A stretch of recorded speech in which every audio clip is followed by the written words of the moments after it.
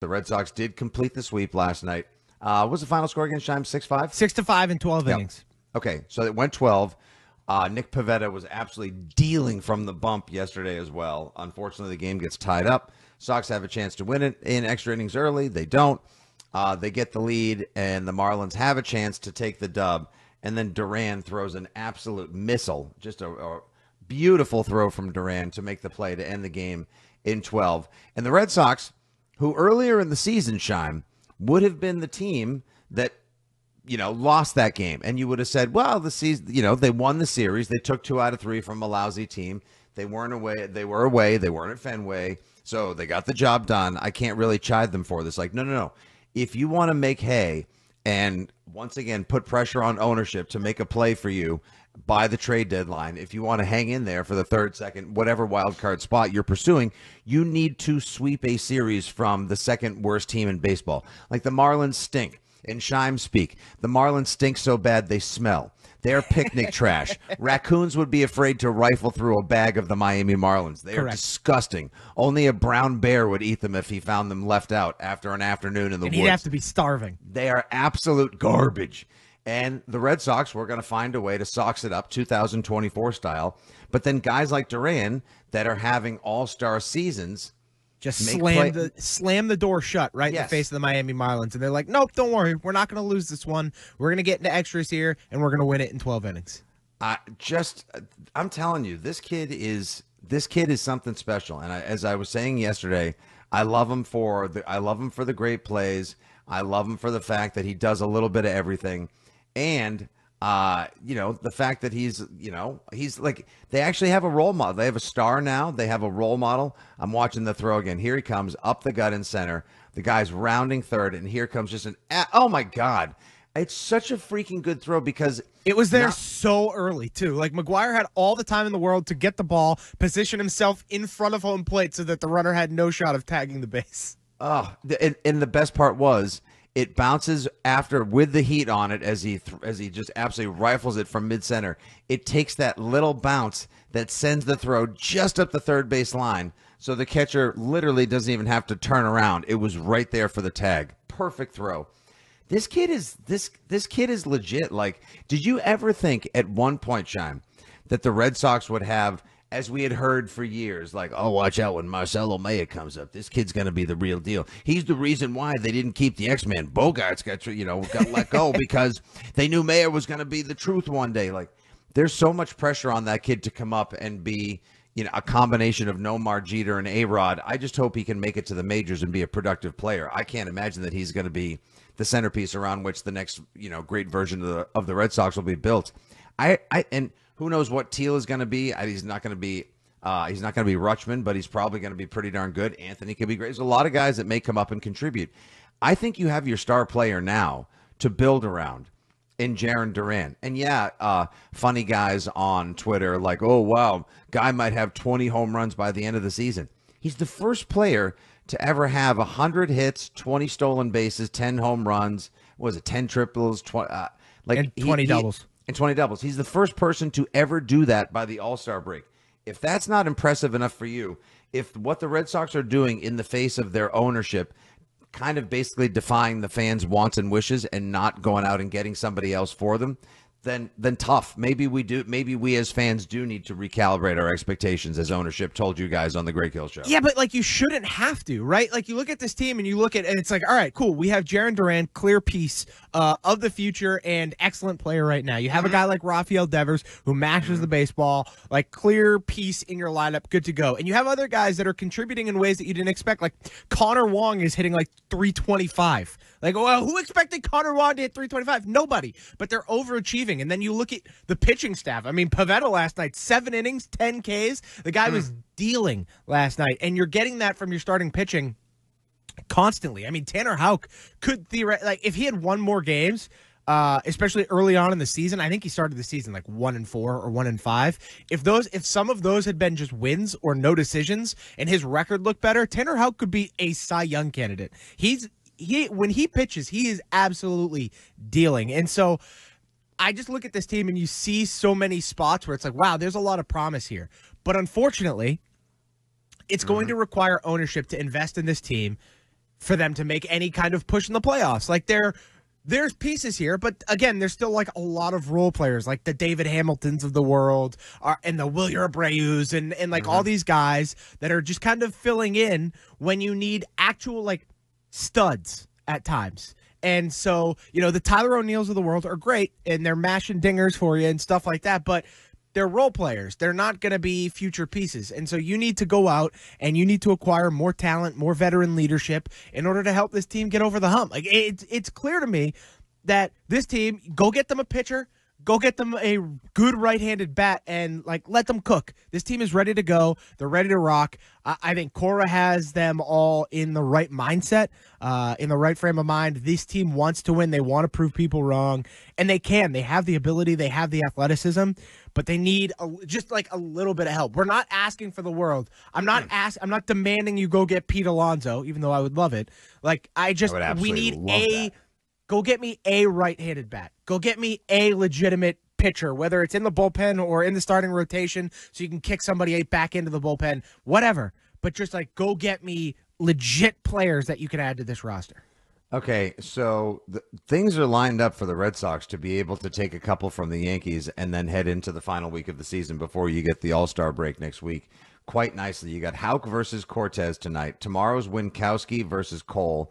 And then on Sunday, it's Cutter Crawford versus Luis Gil. I just like to point out, at no point during the preseason, at no point during spring training, at no point early on in the season, did anyone ever think the Red Sox would be sending Tanner Houck, who many had argued should have remained in the bullpen but was forced into the starting rotation, and would become the ace of the staff. Now, granted, he got knocked around the ballpark last start, but he's 7-6 with a 2.67 ERA. And that the Red Sox would also be bringing two other starters. Most of the rest of the league would go, huh? Whenever you mention their name. And most people still think, are they openers? Are they long guys? Winkowski is 2-1 with a 2.8 ERA. Cutter Crawford, he's 4-7, the beneficiary of some bad decisions or just not enough run support. He's got a 3.47 ERA.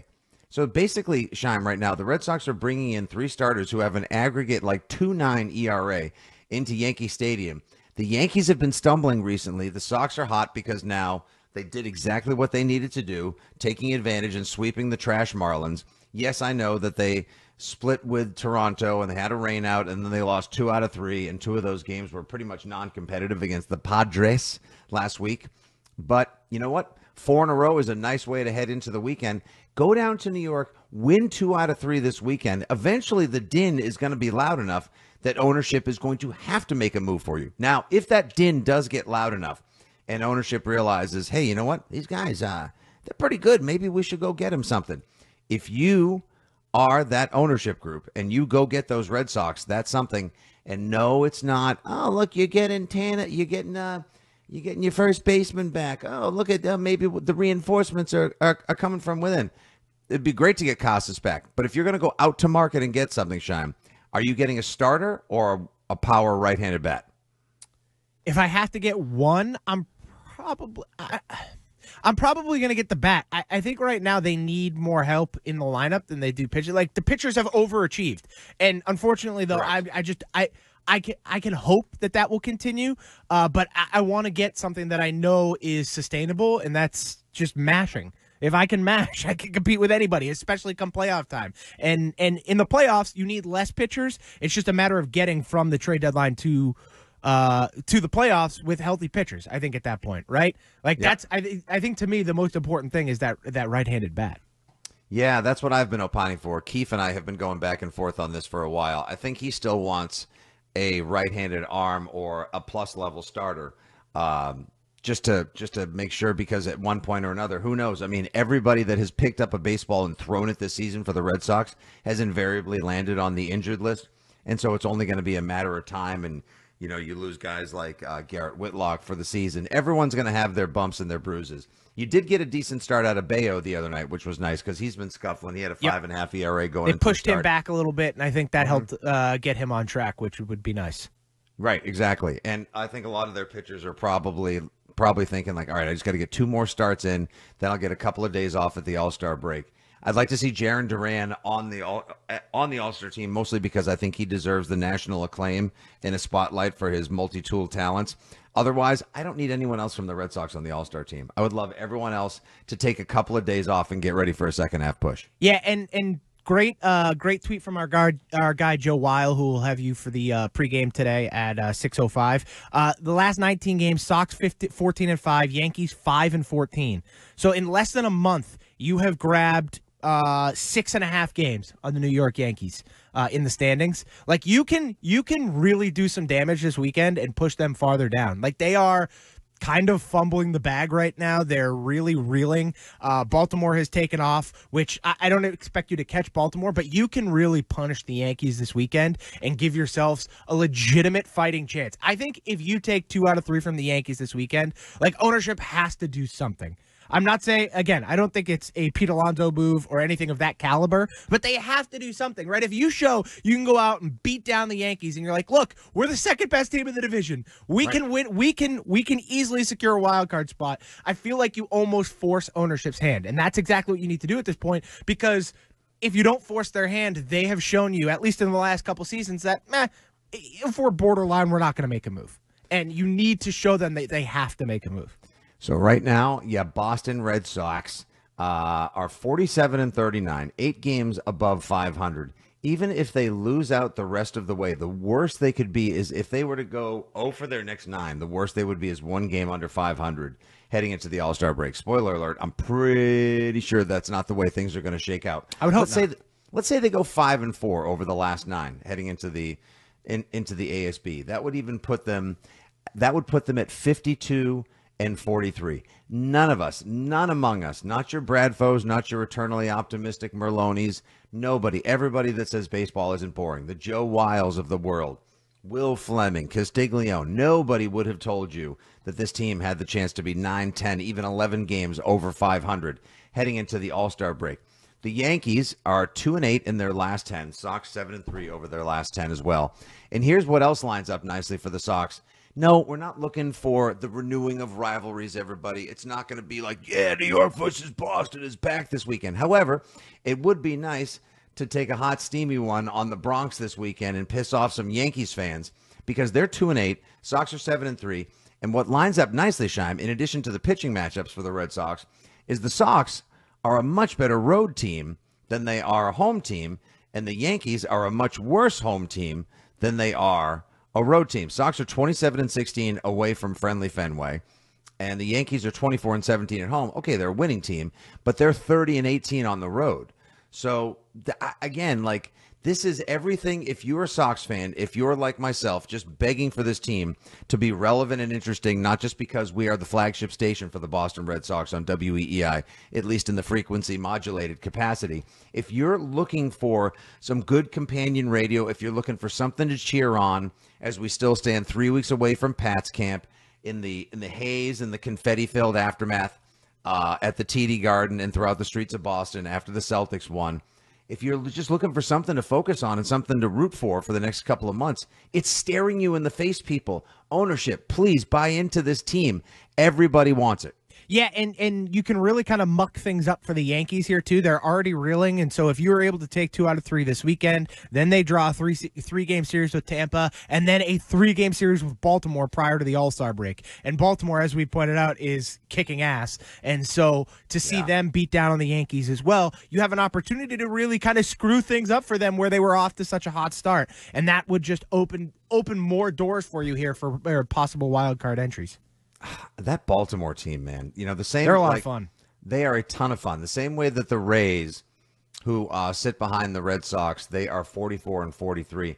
I don't think this is going to be one of those Rays years. I don't think you're actually going to see the similar push. Like, Bills come do a little bit, number one, and number two, they've had some injuries, and their pitching staff isn't the same as it was as well. But it's also, as fun as that Orioles team is, it's also like a cautionary tale. Like, if you're the Red Sox, don't try to emulate yourself after a team like Baltimore. They had to lose for, like 20 years in order to get Right. all these high draft picks and actually hit on the right guys and then bring them up and have them all on the team at the same time. Like, that doesn't happen all the time. It happens every once in a while. It happened for the Rays back in the mid to late 2000s there, like in that 07, 08 range, where like Price was coming up and they had like a lot of young, cheap players that were homegrown and they could kind of supply that. But then they fall off, and that's going to happen because they don't want to pay these guys, and that will eventually happen to Baltimore, where they don't want to end up paying. So, please, for the love of God, don't just try to emulate yourself after Baltimore. That's all I ask. Yeah, I don't want to go through the 2 decades of absolute misery. stank. No, and the Rays had to do the same thing until eventually they stockpiled enough first-round picks that things kicked in, and then they've been good for a long time. But they never were able to get a full World Series win out of it. Yeah, they made it to the playoffs a number of times, and they were a thorn in the side of many teams in the American League. But they haven't won. Now Baltimore's here to stay, I feel. And that sweep last year in the playoffs where they just got taken out 1-2-3 was a surprise for everyone. But maybe that was the postseason experience. Like, they needed to get spanked once or twice, fall down and skin their knee before they figure out and teach themselves how to learn. Like, that team's a wagon, and they're going to be here for a while. I don't think any of us are like, oh, it's World Series or bust. I need another duck. No. I just want to see the Red Sox make the postseason. I want to see these kids Bingo. teach themselves how to win. So and like you mentioned earlier, great point. Bring in one more veteran that can, God, I still hate the fact that they let Justin Turner go. God, like, Yeah, but that guy's available again. Like, if you decide, oh, you know what, that was a mistake, we let him go, you could probably go get him from Toronto. Toronto is going to sell the house. You could get him on the cheap if you really, but it's guys like that you need to inject into this locker room where it's like, all right, pretty good right-handed bat, a lot of veteran leadership, the right attitude. That's exactly what we need in this locker room. Or do we go clubhouse. back? Do the Sox go back? Locker room, clubhouse, group Same where guys guys. get naked and talk about sports together. Bingo. It's fine. Take showers. It's fine. Do you go back and get Justin Turner? That was a great point.